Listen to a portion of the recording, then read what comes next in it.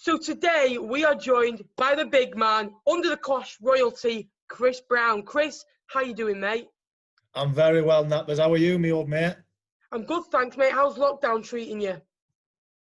Do you know what? Because we through the podcast, we've been doing some live stuff on a Wednesday and Saturday, and if it wasn't for that, I think I'd have been struggling. You know, it's something to focus on. You know, the preparation of it, the planning, and then actually doing it. We've had a great laugh doing it, and hopefully the people that have watched it have enjoyed it as well. But I've got my little boy 3 days a week, so I've kind of got a bit of structure to my weeks now. So it hasn't been too bad considering, mate. How are you getting on? I'm good, thanks. Obviously been watching your live shows. If anyone hasn't checked them out, they're brilliant. Karaoke, quizzes, Under the Cosh and Friends is really good as well. So I recommend that. Have you enjoyed doing like the live shows as something different? The Wednesday nights one. And obviously and the Saturday ones, because obviously you normally do podcasts, so it's been different. For me personally, it was kind of because doing the podcasts a lot of the time I'm quite serious and I try and come from a different angle than Chris and Parky. But I've found that since we've been doing the live ones, I've kind of been able to just relax and be myself in a way. So on that front, I have enjoyed just kind of letting my hair down and having a good bit of crack rather than focusing on making a good podcast. So it's been good. But I just want to say, mate, anybody who's listening to this, keep supporting this man. He's one of the most hard-working, nicest lads I've ever met in and out of football. So please do us a favour.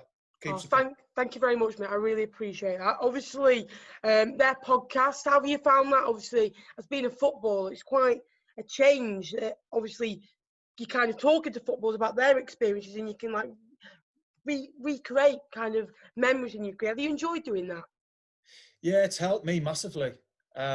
Because when I retired for 18 months, I never used to think about my career. It was always bad thoughts that came into my head from being injured to my last two clubs, Blackburn and Bury. They're the first things that came into my head.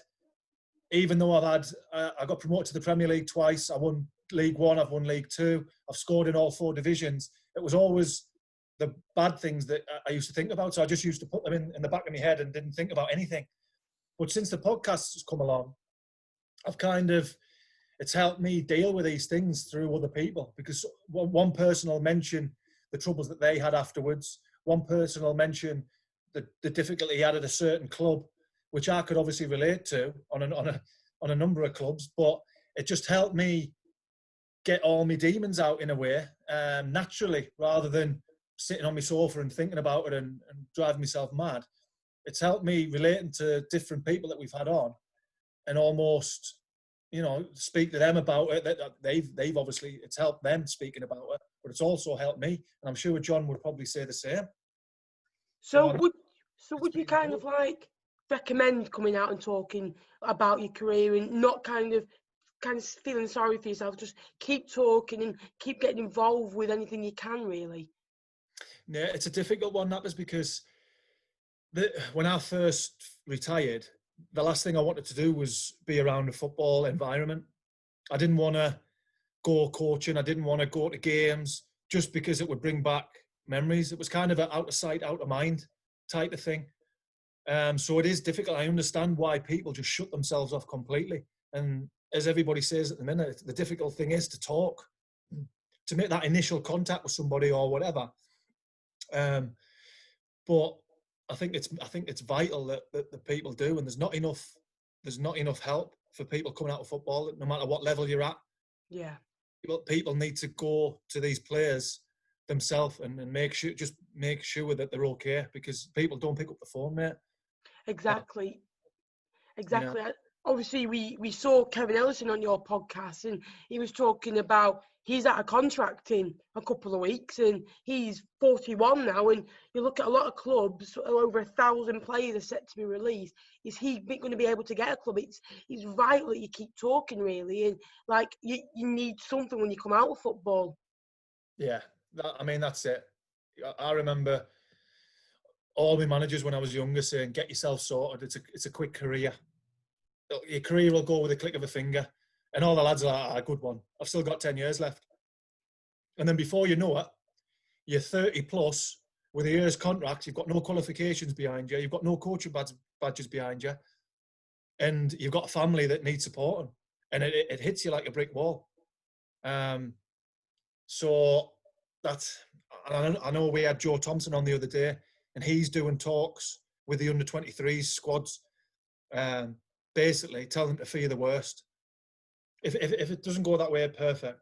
But he's survived 2 cancer battles, come back to carry on playing, but the warning's there. You need to know that nothing's rosy, nothing's straightforward. Expect the worst.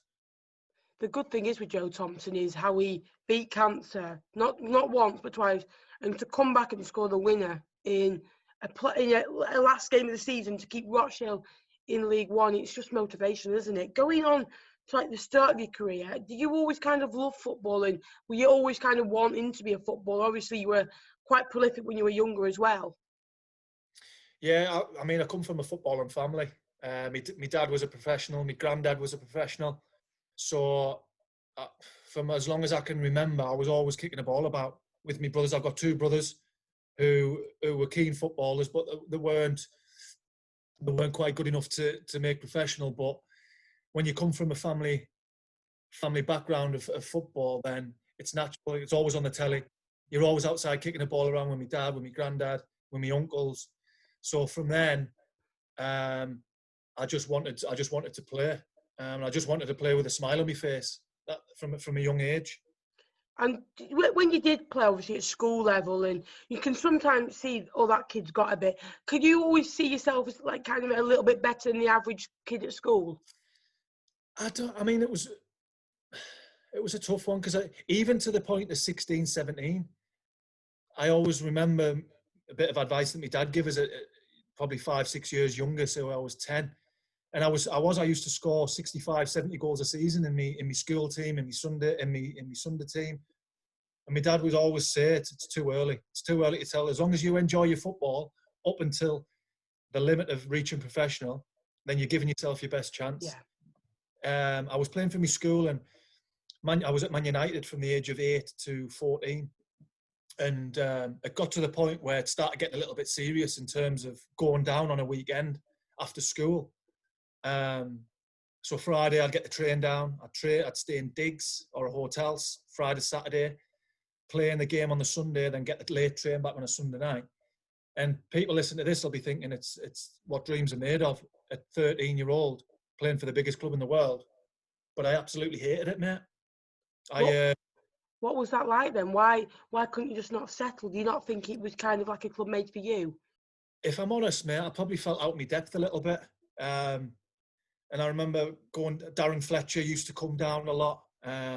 Alex Bruce, there was Jamal Johnson, Phil Bardsley. And I don't think I had the self-confidence to make us feel like I was part of that. So you're probably right. I was probably a fish out of water. So it got to the point where I was doing it for weeks, and I was getting support from the coaches, but I just wasn't, my football wasn't coming naturally, which is completely different to what I was doing at school. You know, you're playing with your mates and you're enjoying yourself, and everything's off the cuff. Everything's, you know, you're enjoying it. But then, and my dad, he came down to watch us, probably one of the only times he came down on Sunday, and he said that you need to get out of there, son. He said, you look like you're in a world of pain. You're not enjoying it. You look frustrated. And if things carry on, then you're going to end up on the scrappy. He was as brutal as that at 14. And the biggest thing is about it, I agreed with him. I couldn't wait to get out of there. That kind of harsh, sorry to interrupt, is that kind of harsh advice, like kind of give you a kick up the backside, really? I needed it because I was just plodding along. You know, I'd come back from a week and I'd go, yeah, I done all right. I enjoyed it. And then I used to dread going down. So when it came to it, how it worked out, my old coach at Man United, he was a regional coach in the Northeast for Man United.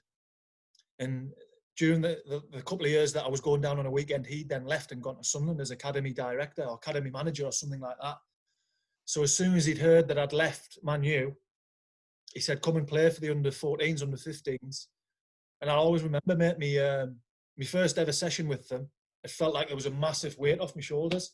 Randomly, because there's not that much difference with players. You know, Sunderland was a Premier League back then, so they were getting good players. But I all of a sudden went from rock bottom to one of the best players in that age group within a week's training, and that kind of gave us the confidence then to go on and earn a scholarship at the team I supported. I used to have a season ticket at Sunderland, which, if you think about that could have gone the other way. That could have made us more nervous. It could have made us have more self-doubt about whether I was good enough to play at that club, but it didn't. And they progressed us pretty quickly. I was playing in the under-19s at 15. I was playing in the reserves at 15, 16. So it was at that point when I thought I've got half a chance of making it. It doesn't. And if I'm honest, it wasn't about playing at Sunderland as much. It was just about making it as a professional. It's what everybody dreams about. I just want to play professional football. And then, I mean, there were setbacks after that, but it was probably at that age where I thought, you know, I've got a half a decent chance. So that's brilliant. And do you think kind of like you were at home kind of stuff, you were at your club that you know, you're relaxed in that department, you're not having to travel that far out your way, and kind of you're relaxed because it's your club and you don't feel like you have to be someone, you know, you can be yourself? That's exactly it, mate. It was 20 minutes of training. I was hearing the same accent. No, it goes a long way, mate. I'm telling you, as a young lad, there's a lot of influences on young kids that can be a detriment of people's football, and that's one of the things. You just have your home comforts around you. I had a coach that I knew. I had lads who I played against from a young age, and they were now my teammates. So instantly, I just felt like I was at home, and that's one. People ask us sometimes that have got kids of a young age, and we're talking really young, 6-7-year-old, and they're saying, "Oh, brilliant! Man City have asked him to go and join the elite squad." And I just say, no, just let him enjoy his football. He's going to develop at his own rate, whether he's playing at Man City or whether he's playing for the Dog and Duck on a Saturday. Yeah. Get to a level where you're meant to be, but you've got to give yourself the best chance of getting there. And the best way to do that is just by enjoying it. I know I'm going off on a tangent now, but it's something that I feel, because I've been through it myself, it's something that I feel strongly about. Just if you're a young age, I don't know how old people are listening to this, just enjoy your football. It doesn't matter who you're playing for. It doesn't matter what level it is. Just enjoy it, and everything will work out. So that kind of advice, like the advice that your dad passed on to you, I'm guessing that you'd want to pass on to kids of those generations, obviously your little one as well, who maybe wants to come into the game. Is that kind of the advice you'd want to give to people? Just kind 100%. of enjoy football. 100%. But there's too much pressure. There was too much pressure when I was a young lad. As I said about going down to Man U, I always felt like it was an interview process, you know, like process of elimination. Different players coming down every week. You're competing against lads from different countries and whatever. So there was too much pressure back then. Never mind now. People are paying families fortunes at a young age just to get their lad on the books. And what type of pressure is that for a 10-year-old lad, even younger sometimes? What type of pressure is that for a lad who hasn't developed?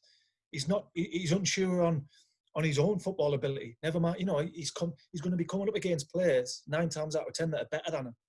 He's gone from being the best player in his school to probably middle of the road at an academy, and that has a massive effect on people. Yeah. And it's only going to go one way, mate. It's frustrating, isn't it? And it's just kind of stuff like you see the amount of people that kind of leave school now to go to those kind of. But back at home, Sunderland, same accent like you said, developing there. I bet that was brilliant, kind of coming through the ranks there. Yeah, it was. Obviously, being a Sunderland fan, there was at the time coming through the youth team when Kevin Phillips and Niall Quinn were there. It was the glory years as a Sunderland fan, and I was in the youth team when all this was going on. So I was there day to day, watching it all go on and dreaming of playing at that level, training and what have you. And like I say, I was when I was doing my first year YTS, which is the first year professional, if you like, every day.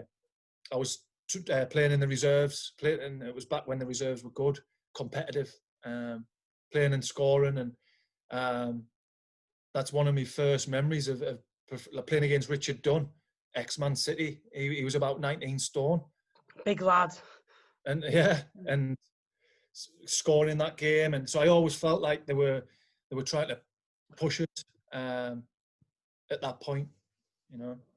So coming into the first team, how did you kind of get the nod that you're going to be promoted to the first team after your youth?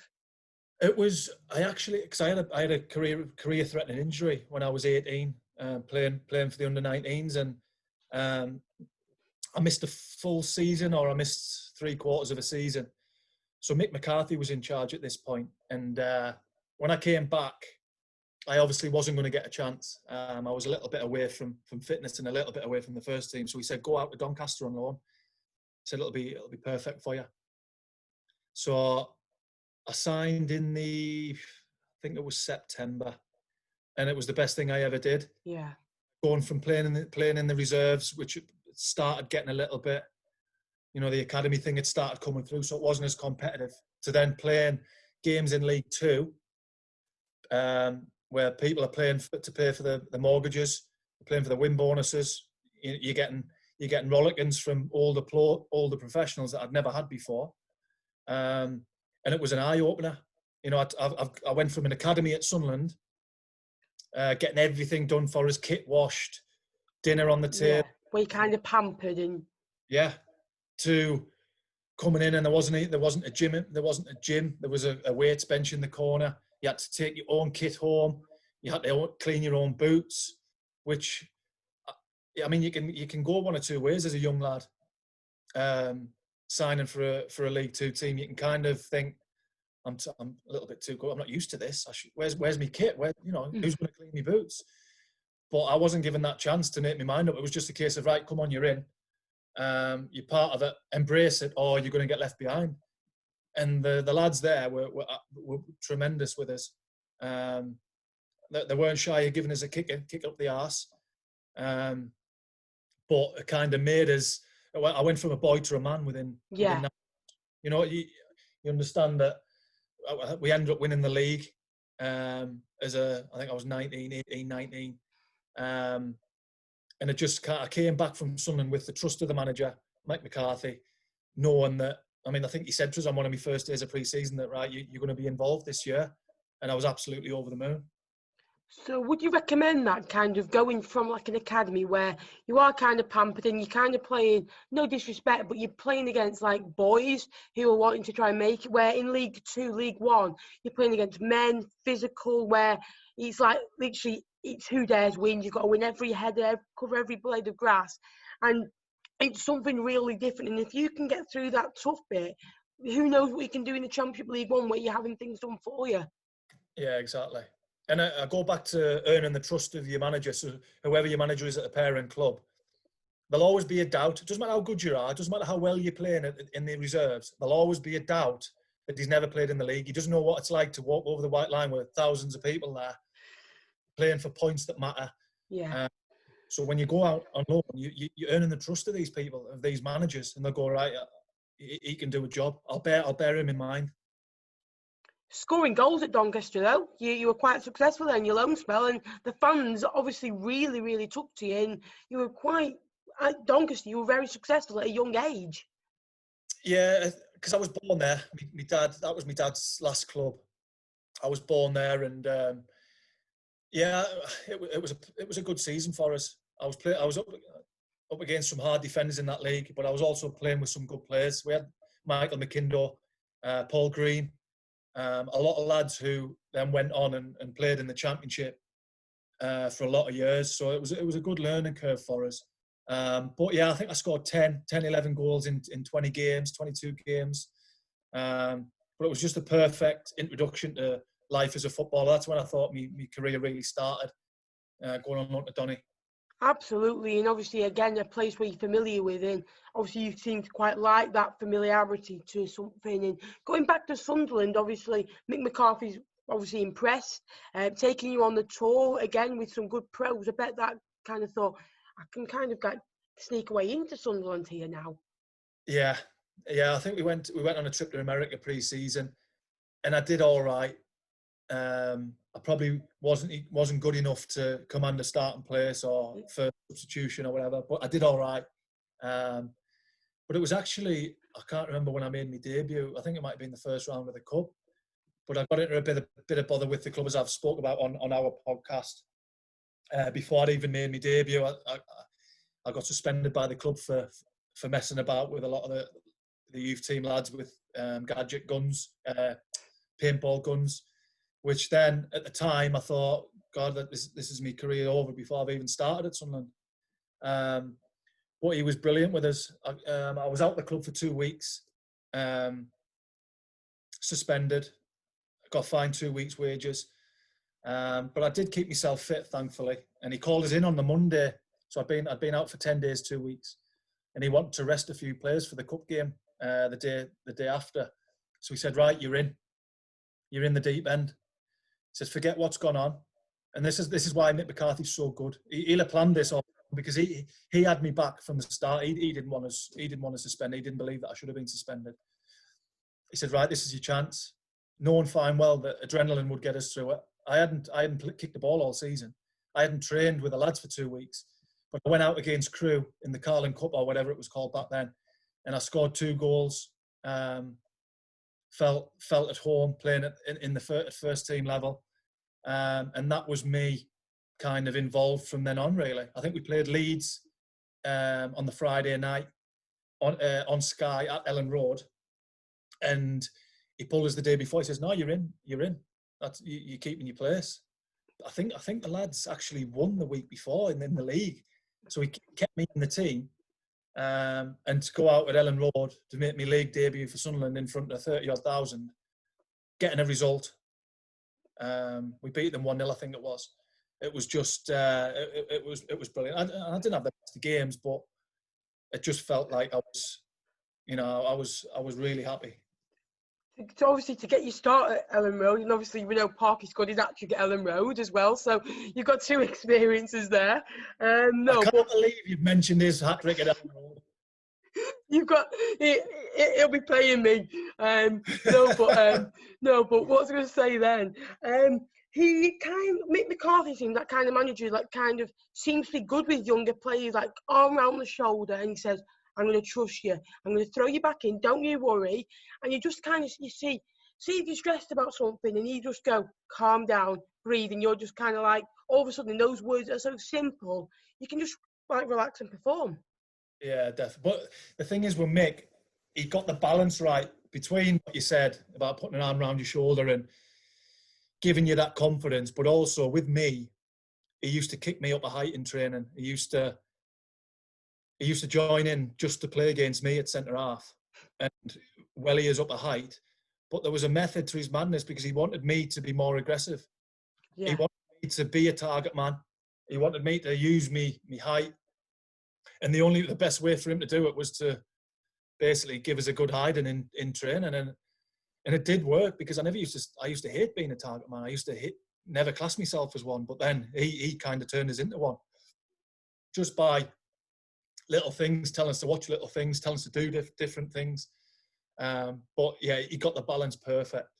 Absolutely. And do you kind of think that he was stronger with you? And sometimes who you'd be up against wouldn't be quite as strong as Mick McCarthy. So you kind of think, that's the highest. I'm not going to go come against any harder than Mick McCarthy. It's kind of, if I can do it against Mick McCarthy, I can do it against Championship/Premier League defenders in the future, maybe. Yeah.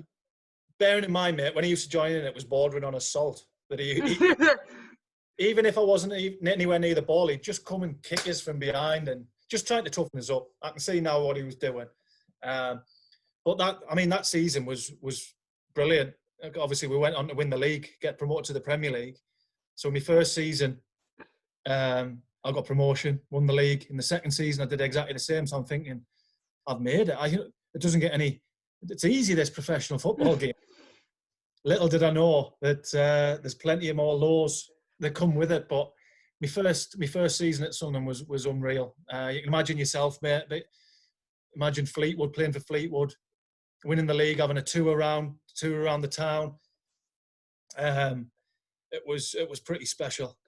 Well, to be fair, I'm a striker, but they put me up front just to get me out of the way, to be fair. So I don't do anything. No, but I bet you like Parky, mate. I bet you just goal hang and then tap the ball in and take well, it away. I run, but I'm not fast. I just run, and then I'll just like work like I'm pressing the defenders, but I'm just like low tempo.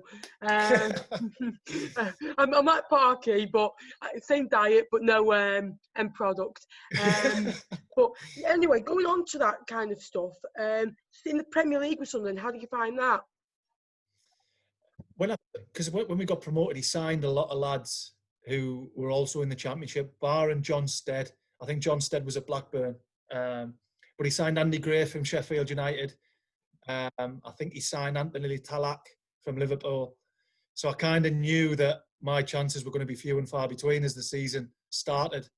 But he actually gave us my debut. I came on at Anfield, and we were getting beat 2-0, I think it was. But I came on and Jamie Carragher was playing, and I can't remember who else. I can't remember who the other centre half was, but it was just mad before the game listening to the You'll Never Walk Alone. And you know, I had this kit on with a Premier League badge, and I just thought that was. I mean, I barely touched the ball, but at the time, I thought, you know, I played in the Premier League. It was brilliant. But for the majority of that season, while Nick was in charge, I was in and out. He was playing us on the left wing. He played as left wing against Liverpool at the Stadium of Light. He started us, and I was just a fish out of water. I was up against Steve Finnan. Steven Gerrard was actually playing on the right-hand side of midfield. So I spent the full game just chasing Gerrard and Finnan back, barely touched the ball.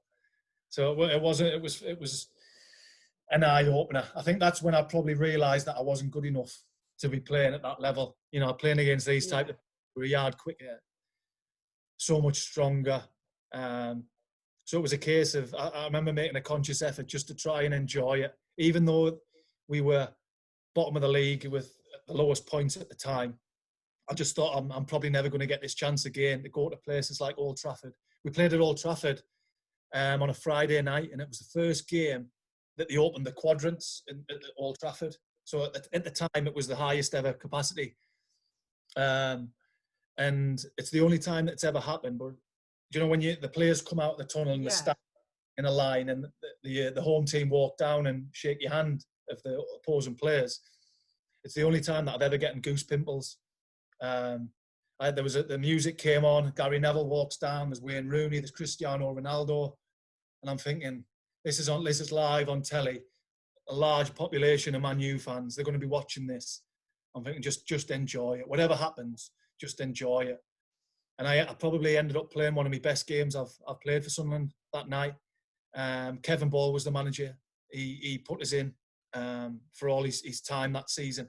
I think he had 15 games. We ended up drawing 0-0. I remember Cristiano Ronaldo could have had 5. Our keeper pulled off double figures saves. But again, that night I was just thinking, it doesn't get any better than this. Yeah, obviously, to just tell yourself enjoy it. And obviously, you've been playing kind of like a couple of years like before. You're at United and not enjoying it, and then come to Sunderland and you're on TV at one of the biggest stadiums in Europe and one of the best places to play your football with your boyhood club. I bet you were just thinking, this is the one. This is just enjoy it. And then were you doing that? You want to prove a point and having a good game, drawing at Old Trafford, which at the time was a good point for Sunderland. Yeah, massively. I think they needed to win to maintain the title challenge. But yeah, it is one of them that I just said, just enjoy it, because this realistically, this isn't going to come around again. And I tried to do that for the rest of the season, and fair play to Kevin Ball, because we weren't good enough as a team, and I probably wasn't good enough. Well, I wasn't good enough at that level, but he just wanted to give us a chance. Yeah. And for the 15 games that he was in charge in the Premier League, he started us. So I owe him a lot for that. You scored in the Premier League though, didn't you? I have. Make sure you keep reminding Parky that as well. Well, when I was coming out to get a remote, but have you gone in the Prem Parky? I've got exactly. No. No love, no love. No, but I bet that was a great moment to score in the Premier League, the highest level. Yeah, it was. I've talked about making my debut at Liverpool. It was a similar type of thing. We beat Fulham at home. I think it might have been 2-0 or 2-1. Mark Crossley was in goal, the shithouse. Shithouse! Yeah. He's parried one. Someone's had a shot outside the box and he's parried it. So I've just ran in, my eyes lit up and knocked it in. But I remember thinking after the game that nobody can ever take that away from us. You know, it doesn't matter what it is now. People listen to this. I thought I've scored in the Premier League. It was one of them. Well, I remember I was the same at Fleetwood's College, not scored. The last game we played, my mate's in net for Wigan. My mate has a shot because we're doing 2 60-minute matches to make up. And he comes out and I'm like, he's coming to me like, so I hit it and I'll go, oh no, I've hit it wrong. And he kind of parries it and it goes in. So I'm about to take the shirt off because I should not be scoring. I'm awful. About to, and then the referee's like that. Off that, and I was just, honestly, I just wanted to come up with the ball. I was like, I don't believe it. I waited 2 years to finally score. I thought I'd done it, and it's kind of like, but going on back onto you, but to score in the Premier League against obviously Mark Crossley, a good keeper, and I bet it was a proud moment and something that you still kind of keep as a high regard. Yeah, I do. It is something that I look back on. When I was speaking before about always think about the lower moments. When I reflect on the good times, that's always one of the things that comes into my head at the Stadium of Light, scoring in the Premier League. Whether I was good enough or not, it happened, and I am proud of that achievement. However little it may be, it was only one goal. I'm not claiming I'm whatever, but I am actually proud of that achievement, and you know, I enjoyed it. Again, relegation then with Sunderland, unfortunately. What happened kind of then for you then after the relegation? It was then, obviously Mick McCarthy had left, Kevin Ball had stepped down as caretaker, and Niall Quinn appointed himself as chairman of the club. So at that time, I think I was struggling during pre-season. I was struggling with nerve damage in my back. So I wasn't featuring in pre-season. I wasn't featuring at the start of the season. And I thought then that my days were numbered because I'd only had a year left on my contract. We just signed Daryl Murphy over that summer on a 4 or 5 year contract, who was similar type of players in terms of big lads, target men. But then I kind of got myself fit, and when I managed to get myself on the bench, and when I got put on, I made an impact. So I went from rock bottom to then Niall Quinn saying, we're going to offer you a new contract.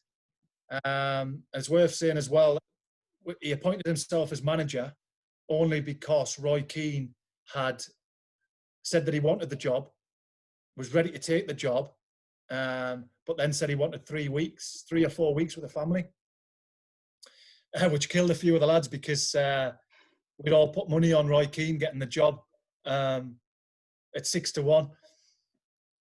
So when Niall Quinn appointed himself as manager, there was a lot of down the Swanee for then 4 weeks later for him to be appointed manager.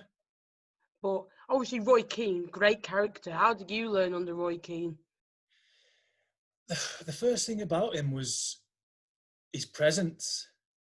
I mean, you'll know yourself watching him on the telly. He's always got a presence. Yeah. Whether he's got that look about him. But he carried that into training, which might not have helped a few of the lads because it was intense. Yeah. And was always a high standard. He used to join in, and he was always the best player.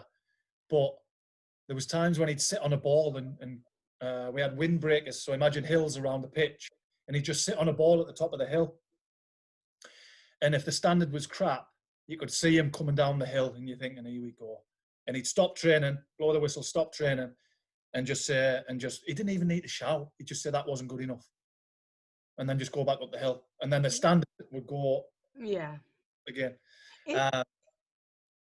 Go on. In a way, Did that kind of like affect you? Kind of like, even though he would improve you, were you not like scared to sometimes do something, or like you couldn't really always express yourself?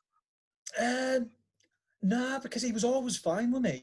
I don't know if it was because he knew I wasn't going to get a new contract at this time, but he was always brilliant with me. He played us quite a lot. He played us when he first came in. Well, Scott scored his first goal as manager. I hope he hasn't forgot that either. At Derby, so I started his first game, and I was involved under Keane. I always had a good relationship with him. I mean, it wasn't the same can't be said about other players in the squad. Clive Clark, for example, who he sent on loan to Leicester, I think. Unfortunately, Clark had something wrong with his heart during the game while he was on loan at Leicester. I think it was Leicester or Forest, one of them two.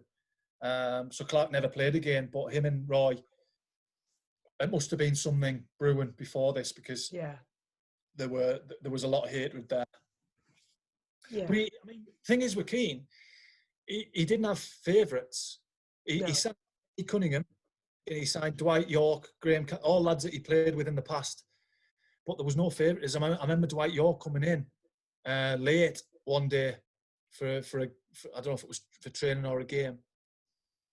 And York, he was obviously one of our best players, but Keane just left him behind. Said, "Go and train with the kids for a week. I'm not having it." Kenny Cunningham, we played Ipswich away.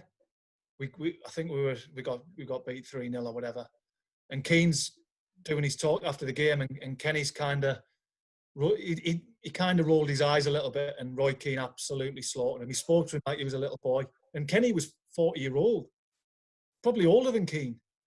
And he gave him one of the biggest dressing downs I've ever seen, just for rolling his eyes.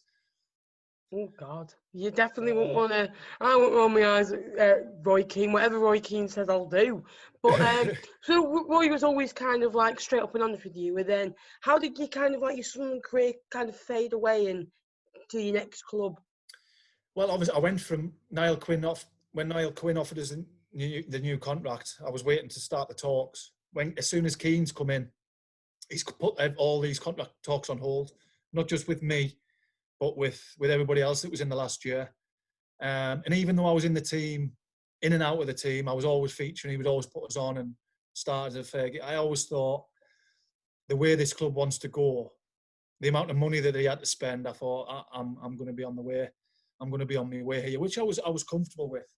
You know, I just wanted to play football. I just wanted to play at the best level I could.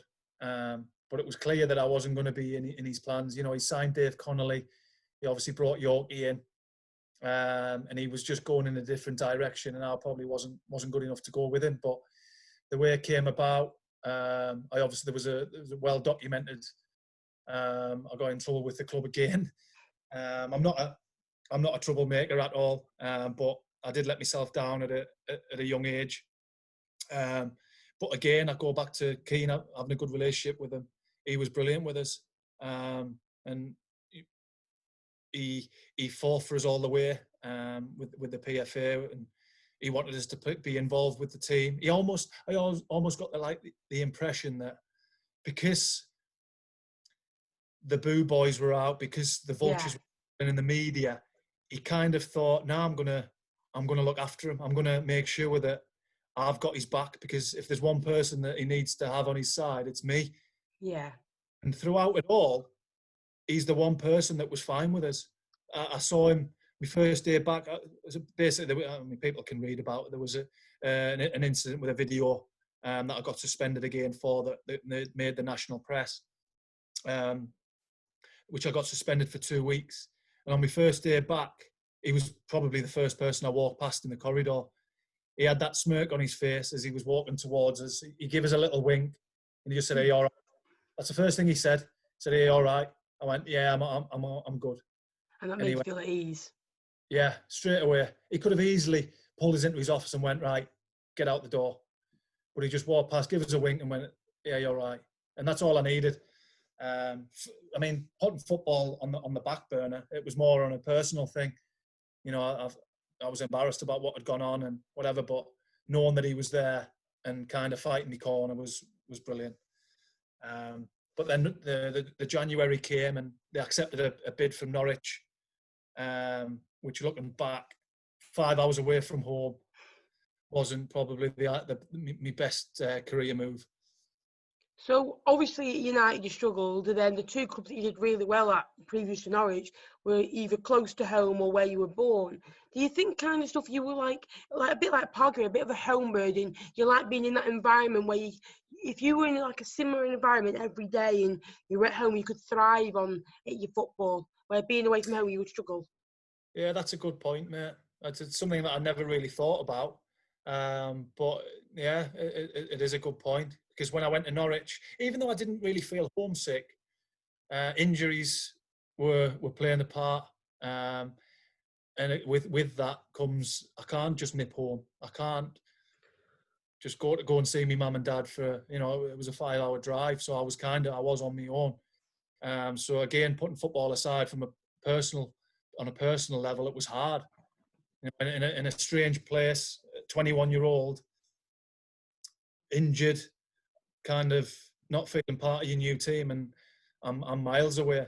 And it just didn't really work out. I was getting a lot of back trouble, nerve sciatic type pains, and Norwich was a nightmare. I mean, I just moved into my house, and I had disagreements with Glenn Roeder. Basically, he didn't think I was good enough, and when I was still training hard and doing really well in training. I was meant to be starting in the FA Cup against Bury, and he called us up the night before, basically saying, pack your bags and get up there, get to Preston, who were bottom of the league, bottom of the championship. And I was like, I don't really want to go. I was like, I've still got a year left. I've just moved into my house. I didn't want to go. But something just told us that, because I was doing well in training, I felt really good in myself. My body was fine. So I went, and probably the best decision I've ever made, considering that I didn't really want to. It was the best decision I've made, looking back, going to Preston. Obviously, again, being near to home, and the Preston fans really seemed to kind of love you from day one, and you scored some quite important goals there, didn't you, at Preston? Yeah, I mean, like I said, we're in a relegation battle when I first signed. But that's that 6-month block from 5-month block from January through to May was probably the best football I've ever played. I'd like to think the Preston fans would agree with us. It definitely didn't stay that way, which is frustrating. But for that 5-6 months is the best football I've ever played, the most I've enjoyed playing football since I was a young lad. And the fans were great with us. The fans were tremendous, Yeah, absolutely. And it's just, but when you have that fans backing and you're at a good club and you're doing well, it really does kind of help you. Obviously, you scored obviously the double against Blackburn and Derby. I bet that was a good moment. Obviously, sold out away, packed. Derby, more passionate, and to win 3-1 as well. I bet that was a great moment in your Preston career. Yeah, it was. Again, I think I'd just come back from injury. It might have been my first game back, so I wasn't fit. But again, goals get you out of trouble, and to score 2 against the club's nearest rivals at Bloomfield Park, or whatever, the Bloomfield Road, is that what it's called? Yeah. It was brilliant. What a result that was, and especially because I'd had a rough few months before, and again with injuries and stuff, that it was a perfect comeback for us. How do you keep getting over injuries? Obviously, injuries early on in your career seem to be like a reoccurrence, and how would you kind of benefit on that? Would you be in with a physio a few times a week? Yeah, every day, mate. Before and after training, every day. It was something that just became part of life, a part of my daily routine, that I had to. The physio had to do his thing on my back, my knee. That career-threatening injury, 18, was always going to affect us when I was older, and that it proved to be the end of my career. But at that time, when I was at Preston, I used to have to get massages, get my back loosened off, and it was hard. It was a struggle a lot of the time. Probably I could say that about the majority of my career. It was always a struggle, probably barring 2 or 3 seasons. Yeah, like to be in with a physio, and did that kind of like enable you to carry on playing for as long as you did? Yeah, I think a lot of the time it just got us to a level where I needed to be, because there's times I remember being sub when I was at Preston a few times, and my back had gone into spasm, but I didn't say anything. I'm warming up, and I'm just in agony, running up and down the touchline, and rather than putting my hand up and saying, "Listen, I can't," it was more embarrassment to go out, and it proves that it's more embarrassing because the fans don't see it. The fans don't know that you've got a spasm. They just see somebody that can't move. So the best thing to do is hold your hand up and go, "Listen, my back's gone. Just let us sit this one out, and I'll get right for next week." But in a way, I was just embarrassed to do that.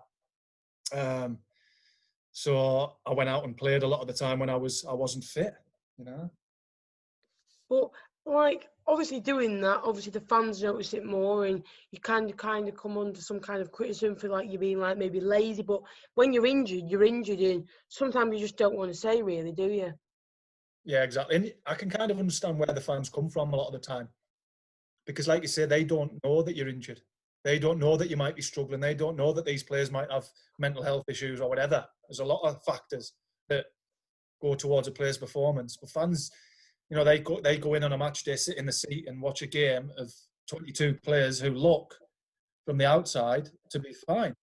And when you see, like, there's times when I couldn't even jump. But what can you do? You just got to try and get through it, take the stick on the chin.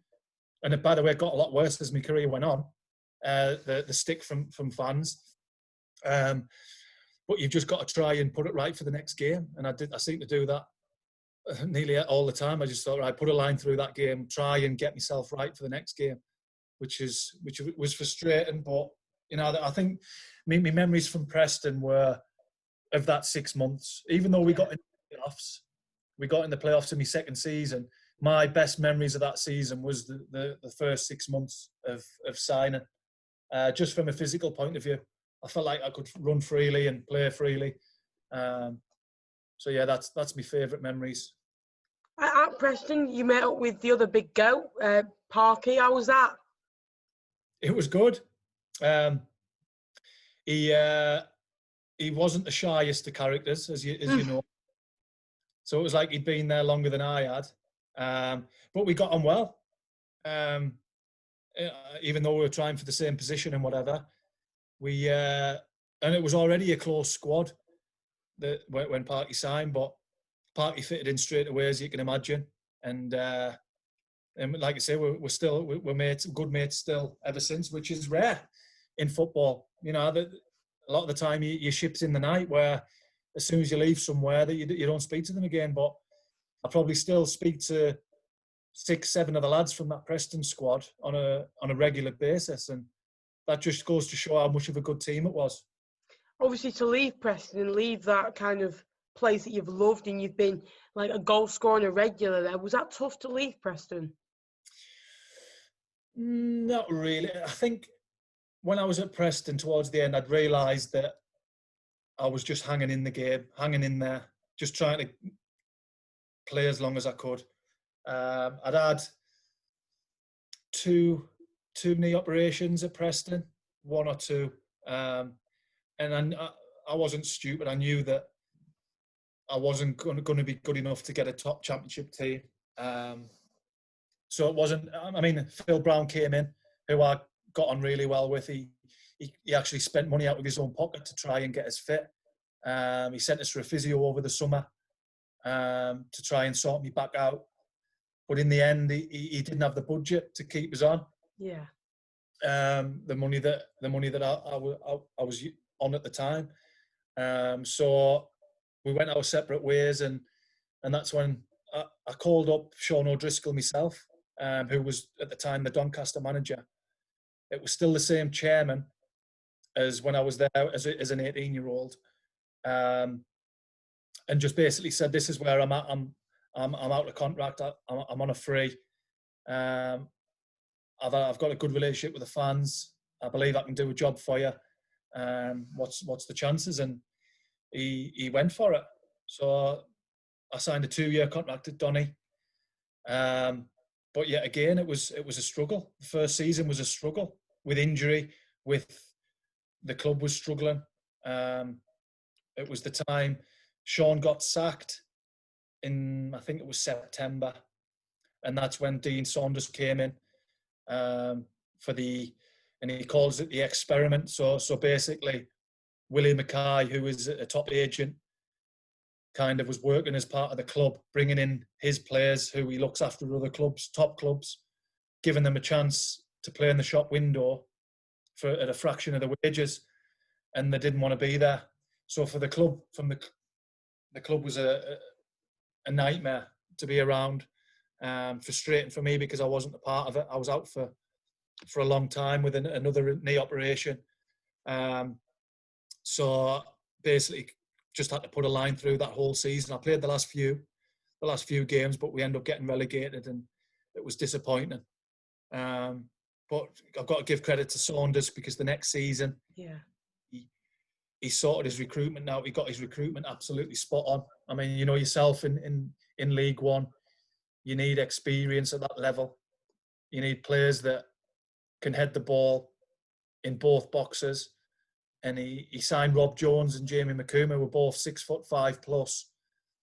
And that ultimately, for me, got us promoted. Just them, even though Saunders left halfway through, I think his signings that season ended up getting us promoted back to the Championship. Obviously, at Doncaster, the first season, it was tough for you. And the second season, was that much better for you? And you were like, did you feel relieved that obviously at the club you're at, you've wanted to go back?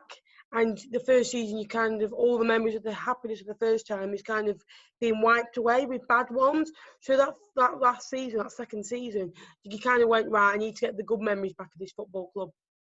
Yeah, massively. But even then though, mate, the 6 months, the first 6 months of the season, I was in and out the team. It was a struggle again. I didn't really see eye to eye with Saunders on a professional level. So again, I just thought my career's dwindling away. I thought about retirement in early December, and I came on as sub against Coventry, and I couldn't move. It was embarrassing.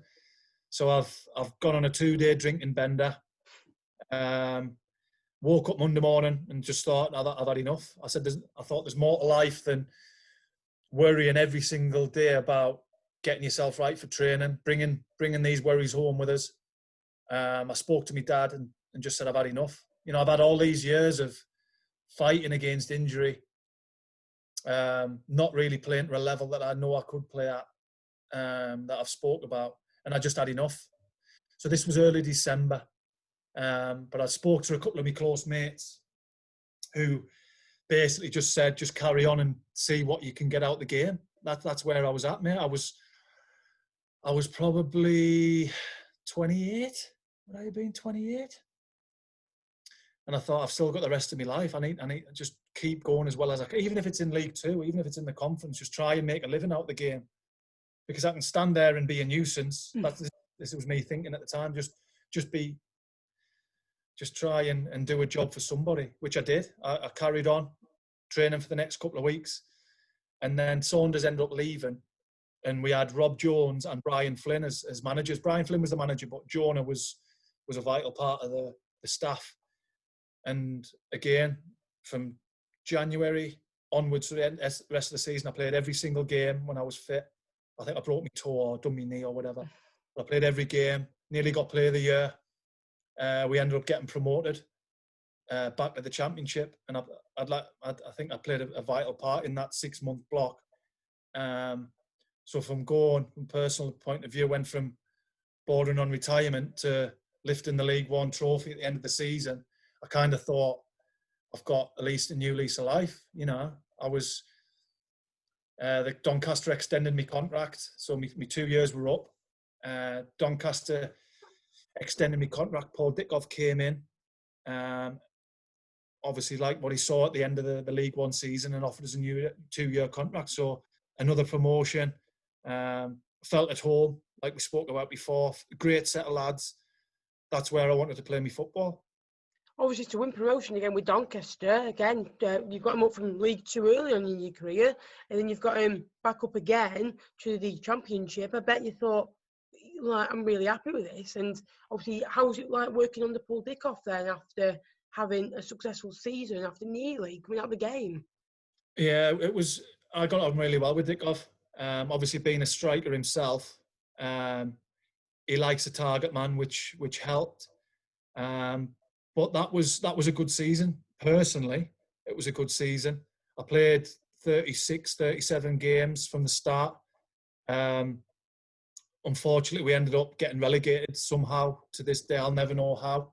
I remember we beat Leeds at Ellen Road 2-0, 2-1, and we had 7 games to go.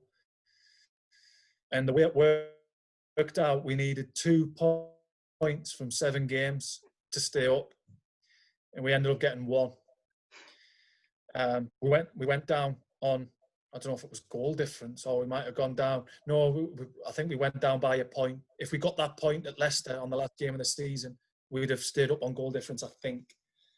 But it just goes to show you can never rest on your laurels, because with 7 games to go, the champagne was out. We'd survived. We'd had a long, hard season.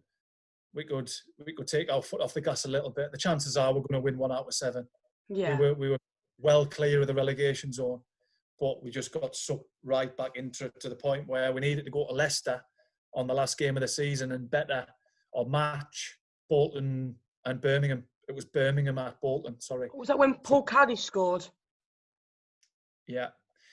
So the game went, Bolton were 2-0 up.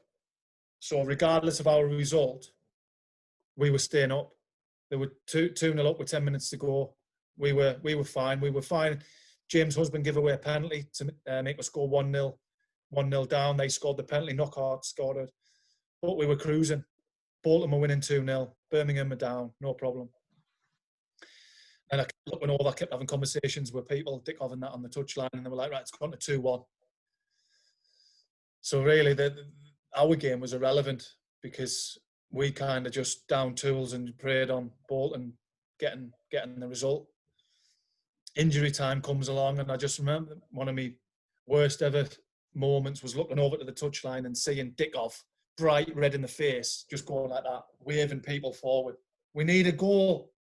We need a fucking goal, with 30 seconds left on the clock. So we've gone from being in cruise control. I think Bolton went 2-0 up early doors, so we were cruising, to then getting relegated. Bolton in the last couple of seconds. Do you know that kind of, like, on the last day? Because I've always been fascinated. What do you do in the dressing room? Like, say if you're in a promotion race or your relegation, do you look into, like, the scores at half time? Do you know, and can you see it around if the stadium's a bit flat, kind of stuff? Yeah, well, on that occasion, the fans would go mad. The Donny fans in the way would go mad. There was players on the bench who weren't in the squad behind the dugout, so they were keeping us informed. So we had to, because Leicester had already won the league, I think. So we knew it was going to be a difficult game, and we knew we were relying on Bolton.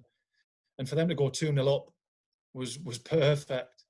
But to then 30 seconds to go, mate, we need a goal. I hear that all the time. We need a goal. Awful. So then that was us relegated, and as soon as the whistle went, I knew my time at Doncaster was up. So it was a double wound, if you like, because I had a thing in my contract where if we got relegated, then I could leave on a free, or else my money halved. And I had, like I said before, personally, I had a good season. I played against some very good players and more than held my own, I thought. So I kind of knew that any interest from other clubs out at that age, I was probably 30. At that age, I would have had to seriously think about moving on, just for financial reasons. Obviously, you did kind of move on from Doncaster. Was that kind of like an end of an era for you? Yeah, massively. And I didn't want to go. Even though they got relegated to League One, I didn't want to go. I just had to. It would have, the contract that I was getting offered from Blackburn was the highest I've ever earned as a 30-year-old. There were so many things going on in my head about, two seasons before retiring, mid-season. I thought I've got to take it. So I had a conversation with Dickoff. I went to see him in his office, and he was brilliant. He shook my hand and he said, I'd do exactly the same thing. He said, you go there and you deserve the contract that you're getting. You deserve to stay in the Championship, and you deserve to play for a big club, and you leave with my best wishes. And that was big for me. Really big for you, obviously a confidence boost, and you seem like kind of a player that kind of sometimes needs that. Obviously, you had it. Mick McCarthy was brilliant with you. You had it in obviously the caretaker who trusted you, Dickoff as well. Did you kind of love that a manager believing in you and giving you the faith? Yeah, it's not that I need smoke blown up my arse all the time. I don't need to be told what I am. It's just the faith of. It was a thing with Dick. He never used to say "well done," or he just always. I knew that I was his number one striker. We had Theo Robinson, and we brought Billy Sharp in halfway through the season on loan. And me and Billy played up front together for a lot of the time. But even then, when the gaffer played one up front, I'd play up on my own. Billy would be on the bench. And that's got to be one of his career lowlights, me keeping him out of the team. Billy shot now in the Premier League, and you're drinking gin on a Saturday night. Yeah, exactly. Where did it all go wrong, that was? You've gone from keeping one of the best strikers out to cupping gin all over your Mac. It's exactly. But obviously leaving Doncaster, was it Blackburn next? Blackburn next. And if I'm honest, mate, I don't know how I passed the medical there. The physios have told us since they don't know how I passed the medical. So basically, obviously, I think I'd have had 5 knee operations prior to signing. So they knew I had knee trouble. But I mean, the standard procedure is you get a knee scan before you sign, on your medical, to see whether you're fit enough to carry on. And my argument would have been, well, I played 37 games last year. Yes, I've got a bad knee, but I played 37 games. So anyway, there was a little bit of trouble with me medical. They had to send us for another scan. They had to send us to see a specialist because they couldn't quite get to the bottom of what was going on in the scan. But in the end, I don't know if they've drew a line under it or they've ignored it. But basically, I had a tear in my knee during the scan. But it was one of them tears. So it's come away from the bone, but it's sat back down. So it was like a flap that's just sat back down, and they didn't pick it up. So as soon as I've started training in pre-season, it's flared up properly. So you can imagine the embarrassment. So every club that I've been at, I've struggled. It's getting repetitive, I know. 2 weeks into it, was a week in pre-season, I had to ring Gary Boyer and say, I can't play tomorrow. It was a day before the first pre-season game. I said, I can't play. My knee's knacking. And that's one of the lowest points of being a player. That conversation, I couldn't even walk up the stairs, Nappers. I was absolutely knackered. And he put on a brave face and he was understanding, but deep down he must have been like, for fuck's sake.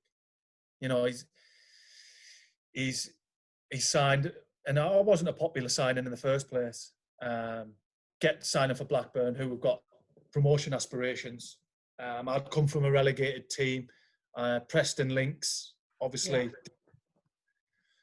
To then, if I hit the ground running, being involved, making an impact would have been perfect. All that would have been forgotten, but it didn't.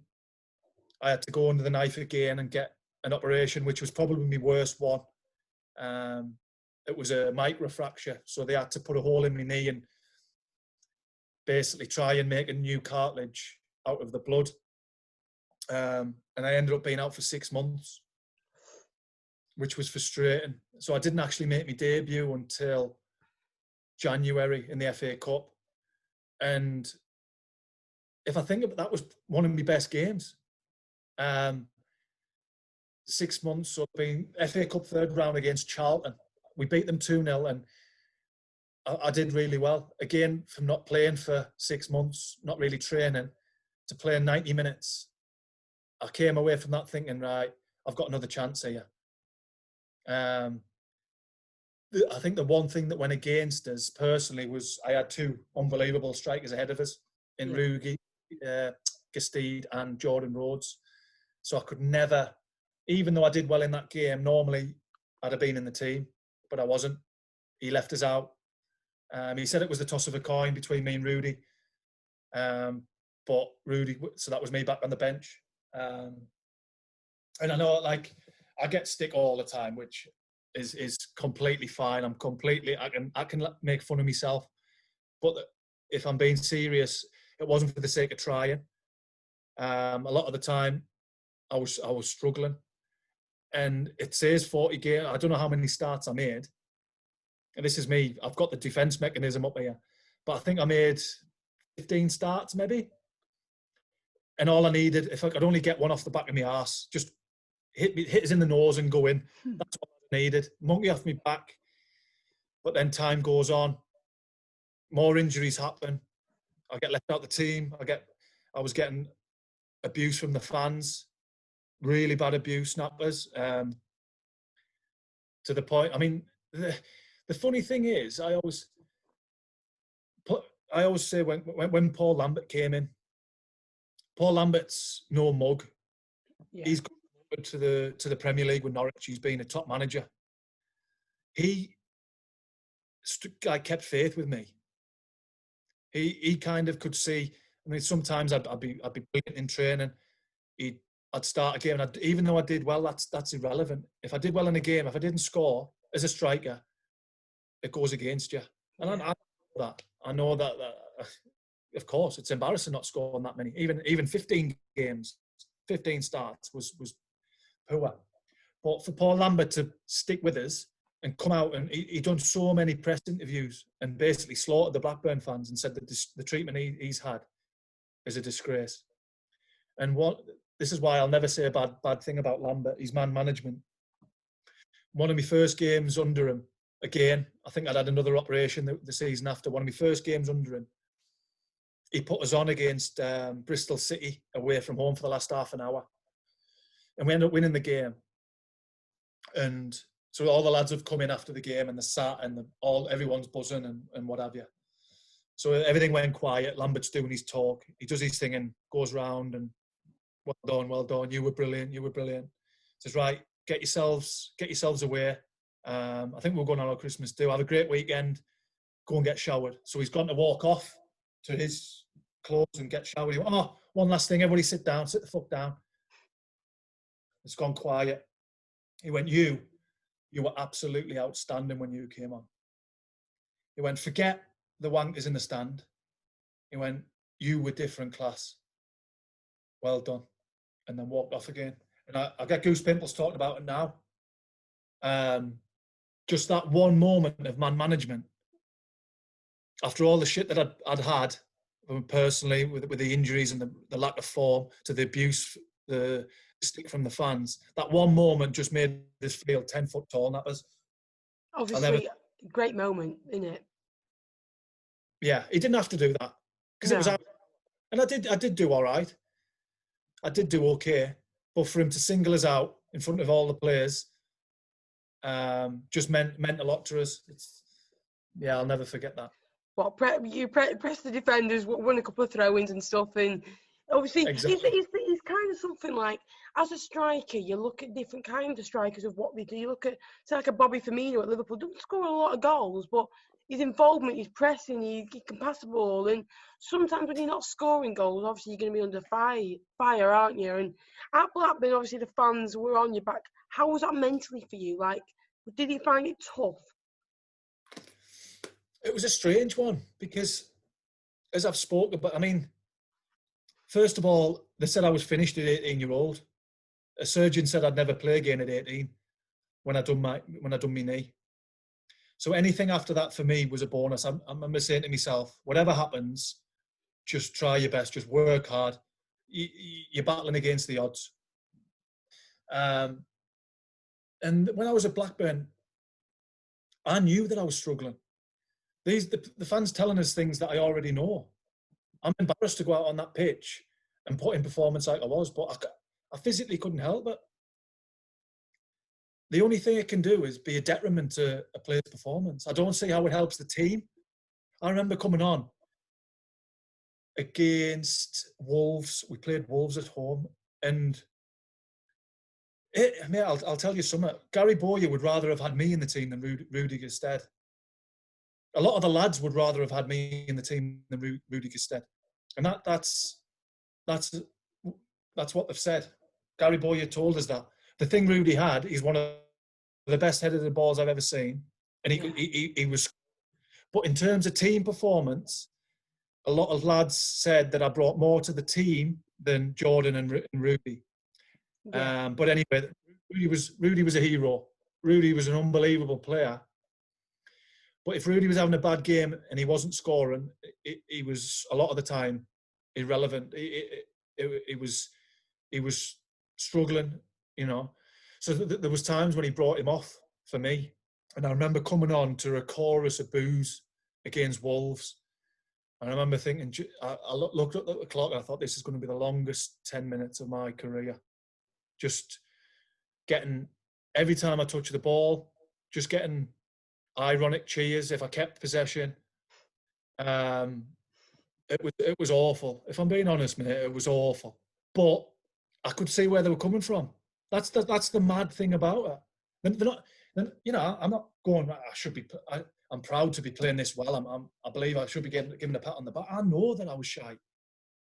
But I don't think any player should go through, it's not just me either. I know plenty of players who've had it worse than me. I don't think players should be faced with that that level of abuse. Yeah, there's banter, and obviously, mentally, what that can do to a player is massive. Forget the game. I mean, because I was mentally tough.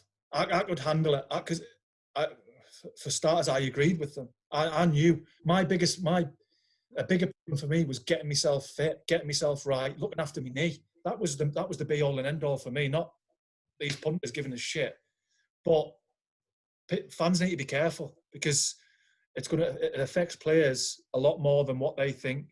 And it affects the team more than you think. If we weren't 1-0 up after half an hour, the boo boys would come out. And yeah. Boy used to prefer playing away from home at Blackburn. Yeah, because you feel relaxed, don't you? Yeah. Obviously, that time at Blackburn eventually came to an end. Were you just glad to be out of the club, really, after that? Yeah, but even then, I made some unbelievable friends.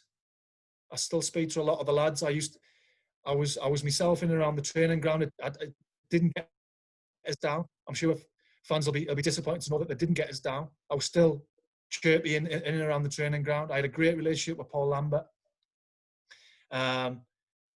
The amount of times he's pulled us in and defended us and spoke to us about what I needed to be doing, still had me cared. I'll never forget Paul Lambert. But I think I was ready to retire when I left Blackburn. I think I was done. An accumulation of a lot of things. Obviously, the trouble off the pitch, the trouble on the pitch. I didn't know how long I had left. And it kind of cemented that when I signed for Bury. And within a week, needing another operation. It was that was me chucking the towel in then. I'd had enough, mate. So going back on to Blackburn for the time being, obviously there's that well-known prank that we did on Nathan Delfonso. What kind of came into mind for that? Boredom. I mean, I used to do them all the time. Throughout whichever club I was at, I was always on the phone winding people up. And Del Boy was a lovely lad, but a quirky character.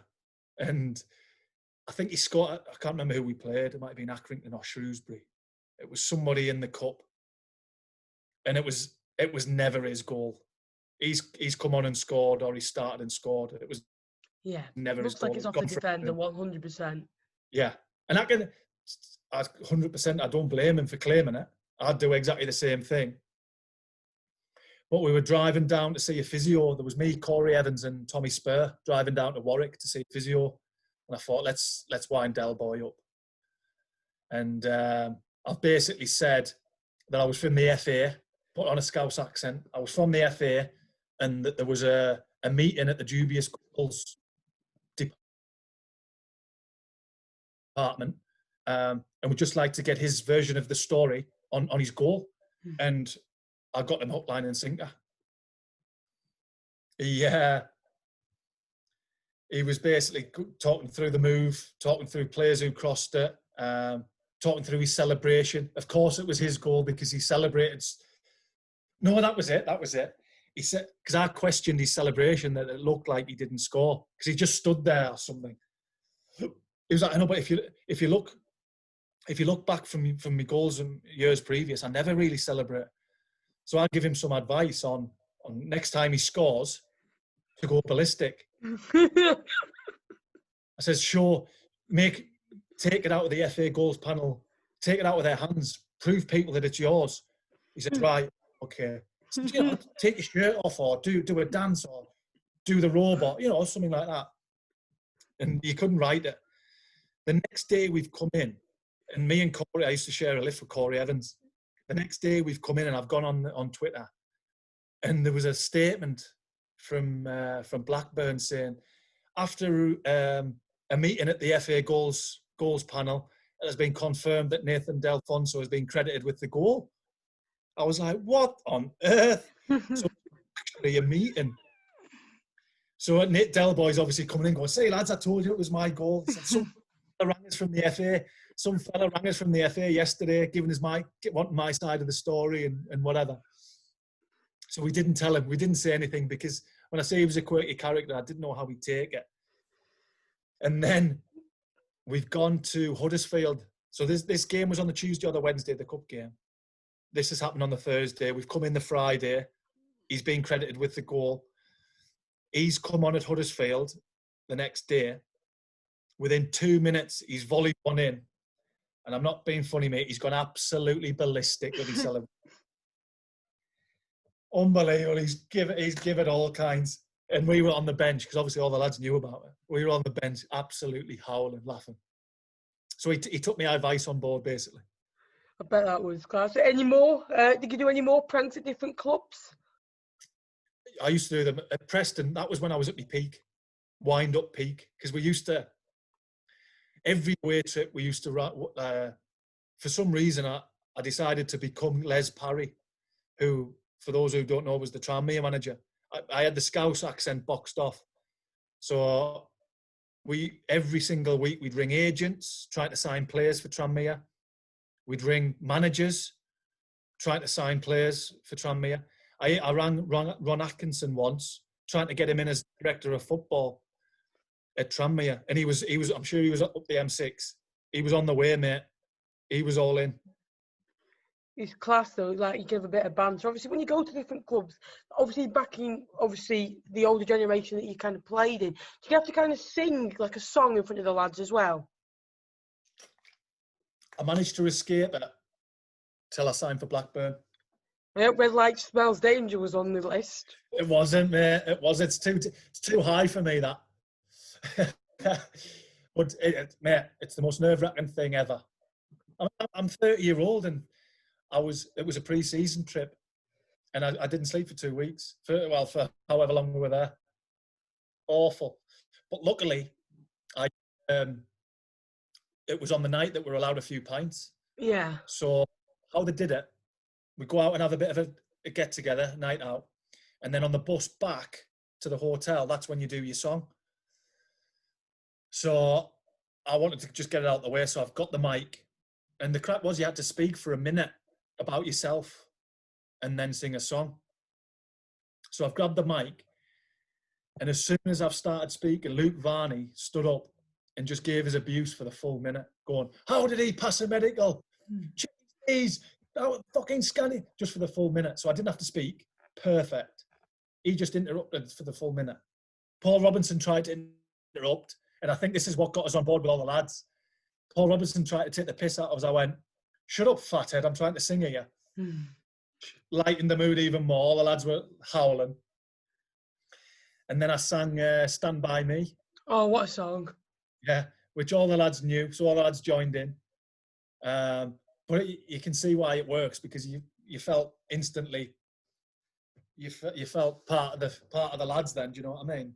Absolutely. And obviously now coming out of football, going back onto how did you kind of get into the podcast life after coming into football? Did you just kind of, obviously, because Parky wasn't meant to be in the three, was he, at first? It was you and the other Chris. How did you kind of think, oh, we'll start doing a few pods? Because Chris is media trained in terms of, you know, the editing, the computers. He had a company called Away Day Bible, which is similar to the Lad Bible, just a shit version.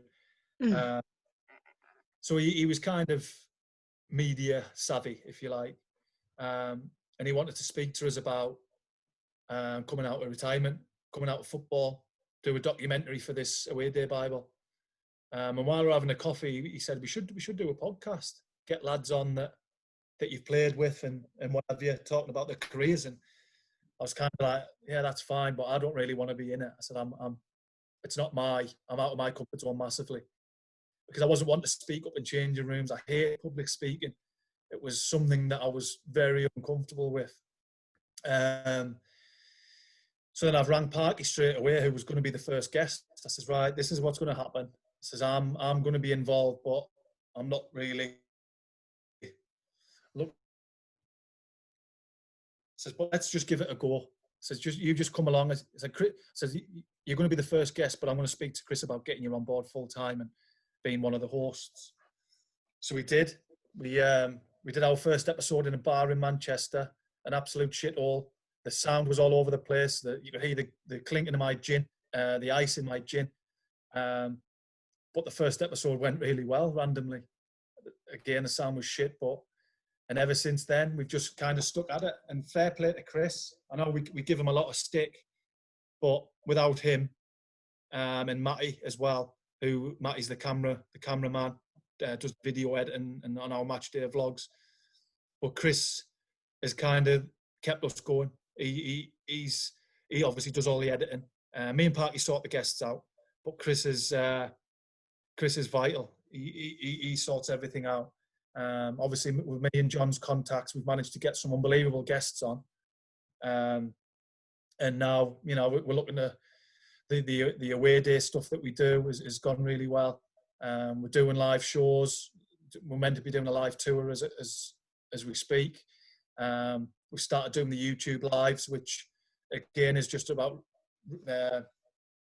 getting the brand name out there a lot more. And I think personally, I enjoy it now. At the start, it was a struggle, but I enjoy it. Hopefully, people are seeing what I'm really like, if you know what I mean. Yeah. A little bit, because it's tough when you're doing something that you're not comfortable with. When you're doing stuff that you've never done before, it's hard. That's why I said before, you're doing a fantastic job of what you do. You're a natural at it. Thank you.